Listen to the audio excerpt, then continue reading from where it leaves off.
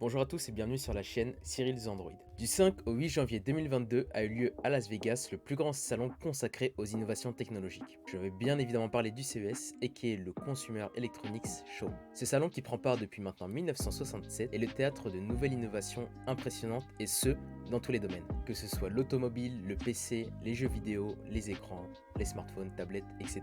etc. Concrètement, c'est le salon à ne pas rater pour les fans de nouvelles technologies. Et comme vous pouvez voir dans le titre, aujourd'hui on va se concentrer sur les innovations qui ont été annoncées pour Android. Et vous allez voir, le mot-clé est connectivité. Trêve de bavardage et commençons.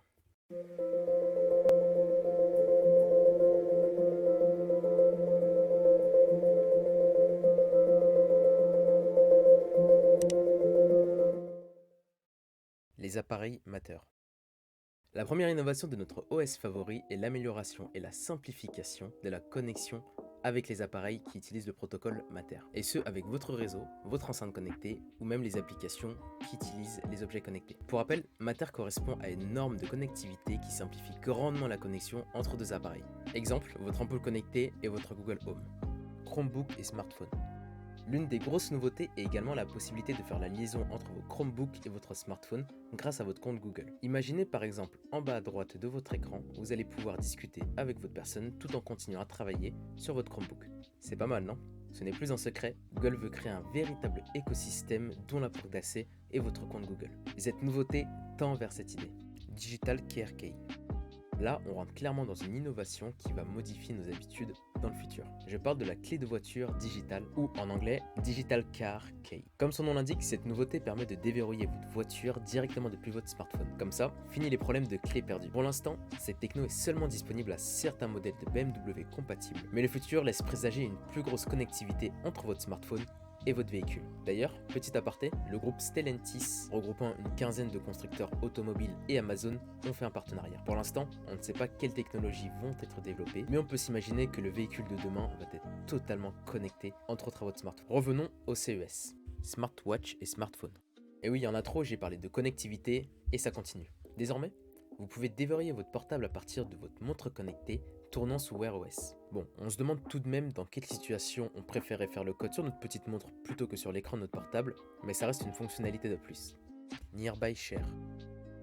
Et enfin, la dernière nouveauté dont je voulais vous parler et qui me hype le plus, le Nearby Share. Un peu comme AirDrop avec les appareils Apple, cette nouveauté qui n'en est pas vraiment une va vous permettre d'échanger directement des photos, des vidéos et plein d'autres types de documents entre deux appareils Android, et ce de manière très simple et très rapide. Ça fonctionne avec tous les appareils tournant sous Android, comme les smartphones et les tablettes, mais également tous les appareils tournant sous Chrome OS, comme les Chromebooks. Et ils ont pensé à tout, car cette technologie est également compatible avec Windows.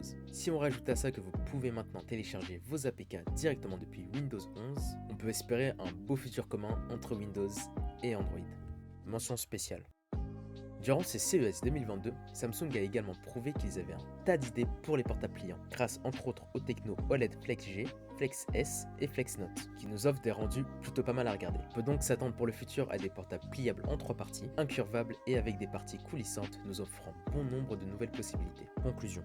Concernant mon point de vue de développeur mobile, il y a deux choses que je retiens de ce CES 2022. Le premier point est que nos smartphones vont continuer à avoir une place prédominante dans nos habitudes grâce à la connectivité. En effet, on peut déjà faire énormément de choses avec notre smartphone qui est un tout en un, mais les nouvelles technologies telles que les clés digitales de voiture vont continuer à apparaître. Le deuxième point est que le futur est clairement tourné vers les écrans pliables qui nous offrent une très grande flexibilité et un tas de nouvelles possibilités qui restent encore inédites. Et ce n'est pas Asus qui va nous dire le contraire avec leur nouveau PC Zendesk 17 Fold OLED, un PC portable à écran pliable. Ni même Apple qui, d'après des sources très fiables, prépare dans l'ombre un nouveau smartphone à écran pliable. Et cette idée fait clairement écho à la Android Dev Summit 2021 où l'un des thèmes principaux était la gestion des multi-écrans ou des écrans de tailles différentes. Développeurs Android, préparez-vous déjà à devoir adapter vos applications car le futur s'écrit sur un Galaxy Z Fold 3. Ta prochaine vidéo t'attend, mais juste avant d'y aller, n'hésite pas à liker cette vidéo si elle t'a plu. Et le plus important, abonne-toi à la chaîne pour ne rater aucune des prochaines vidéos. Ah oui, et j'ai aussi une page Instagram où vous pourrez retrouver du contenu instructif sur tout l'univers Android. C'était Cyril's Android et je vous dis à plus tard dans une prochaine vidéo.